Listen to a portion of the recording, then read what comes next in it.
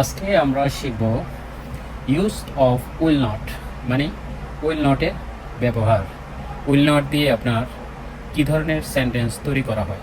Actually will শব্দটা ব্যবহার হয় ফিউচার টেন্সের জন্য, তার মানে ভবিষ্যতে আমরা যা করব এটাকে বোঝাতে আমরা উইল বা উইল নট ব্যবহার করে থাকি। সো একটা এক্সাম্পলে আসি, একটা উদাহরণ আমরা দিতে পারি।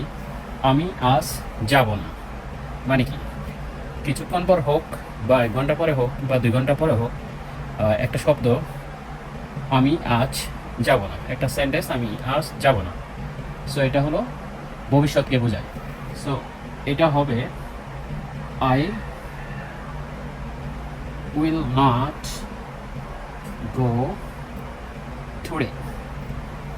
So I subject, so will not for future tense, go present tense, and today is a time.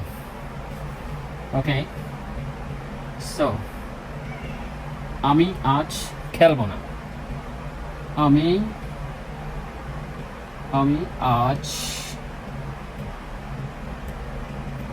খেলবো না। I will not play today. আরেকটা এক্সাম্পল দেওয়া যাক। আজ আমি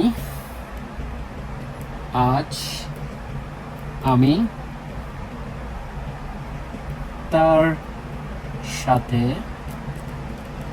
দেখা করব না। টুডে আগেও দেওয়া যায়, আগেও লেখা যায়, পরেও লেখা যায়। So today I will not meet you. Okay.